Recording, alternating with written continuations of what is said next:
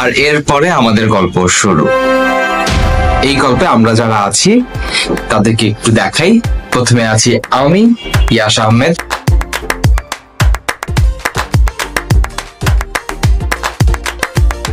Saskia, the German actress. I learned a lot from her. A lot means a lot, but initially I thought she is a thief. So আমি ওকে চোর মনে করে I was literally acting so weird with her. Tanvir যে কিনা জীবন্ত compass, network ছাড়া Google map, তাকে যেখানে ছেড়ে দাও সে খুব ইজিলি নেভিগেট করতে পারে যে এর পরের রোড কি হবে, কোথায় যাবে। So that's his most unique power. The other girl was like a little bit fishy, and we met in a boat party, so that was a very fun time. And এরপর ওর সাথে 2-3 বার দেখা হয়েছে, but খুব একটা okay, that's another story.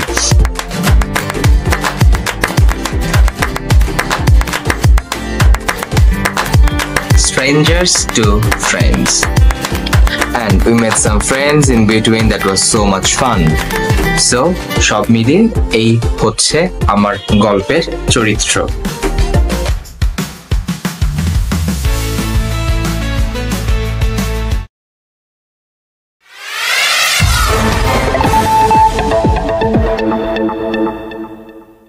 Ticket পাওয়ার পরে শুরু হলো আমার অগ্নি পরীক্ষা। আমি টিপিক্যাল মিডিল ক্লাস জয়েন্ট ফ্যামিলির সবচেয়ে কনিষ্ঠ পুত্র। আমার উপরে সবাই মুরব্বী, আমার উপরে 4 ভাই 4 ভাবি, বাবা মা তো আছেই, এমনকি বাচ্চা কাচ্চারা তারও আমার উপরে মুরব্বিগিরি করে। যাই হোক, তো আমার ফ্যামিলিতে এরকম রেকর্ড নাই যে কেউ 23 দিনের জন্য লাক্সারি ট্রিপে দেশের বাইরে বেড়াতে যাচ্ছে। That's like literally crime. মানে এইটা যে আমি কেমনে বাসায় প্লেস করব যে আমি বালিতে যেতে চাচ্ছি এবং সেইটা 23 দিনের একটা জার্নি হবে, খরচ পড়বে অলমোস্ট 1 লাখ টাকার উপরে, এটা বলা মানে দুঃসাহসের উপরে দুঃসাহস। কারণ আমার বাবা 2010 থেকে ডায়ালাইসিস করতেছে, তার কিডনির ফেইলার, সো তাকে সপ্তাহে 3টা ডায়ালাইসিস নিতে হয়। That's a huge expensive. এবং আমার তখন কেবল গ্রাজুয়েশন শেষ হয়েছে, I have to go for masters and higher studies. So এইটা একদমই প্র্যাকটিক্যাল সিচুয়েশন না। ট্রিপে যাব এই কথাটা বলাটা মানে হচ্ছে একদম একটা গুলি খাই মরে, আমি ওই 10টা গুলি খাই মরবো, এরকম একটা কন্ডিশন। তো আমি মানে লিটারেলি ভয় পেয়ে ঘামাই গেছিলাম যে আমি আসলে কিভাবে জিনিসটাকে প্রেজেন্ট করলে এটা অ্যাকসেপ্টেবল হবে। মানে আমি খুব মানে আচ্ছা আওয়াজগুলো বলি যে কে কিভাবে কি বলবে। যেমন আমার ইমিডিয়েট যে বড় বিষয় বলবে এভাবে, তুমি ট্যুরে যাইতেছো, ভালো, কাদের সাথে যাইতেছো? আচ্ছা, যাদের সাথে যাইতেছো ফ্রেন্ড, ও আচ্ছা, তোর ফ্রেন্ডদের নাম্বার দাও তো, আর ফ্রেন্ডদের বাবা মার নাম্বার দাও। এটা যদি হয় ফ্রেন্ড। আর যদি বলে অফিসে যেতেছি, তোমার এইচআর জানে, তোমার ডিপার্টমেন্টের হেড জানে, তোমার ম্যানেজমেন্ট জানে, আচ্ছা দাও, যারা যারা সাথে যাচ্ছে তাদের নাম্বার দাও।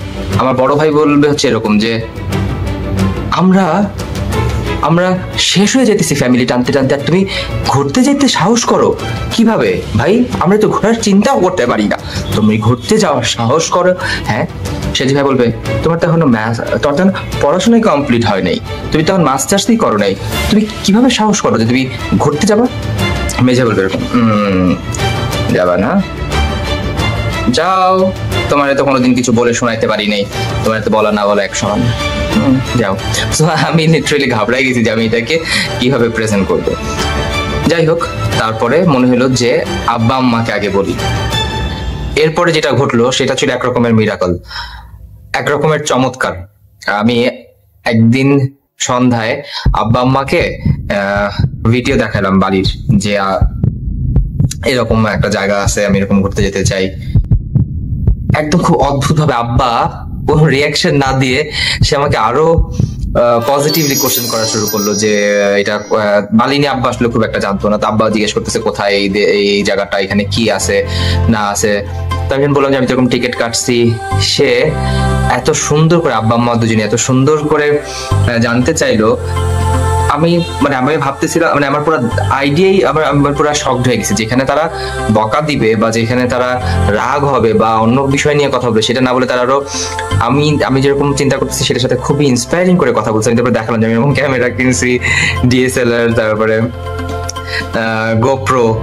এটা দেখেও তারা খুব খুশি। আব্বা আমাকে বলতেছে ঠিক আছে তুমি যে এইসব জায়গায় যাবা, নোট নিছো, লিখছো, তাহলে এক কাজ করে, আমি বললাম আমি তখন ভিডিও বানাবো এই সেই। বলছে ঠিক আছে যাই করো নাই করো ডায়েরি মেনটেন করবা, বুঝছো?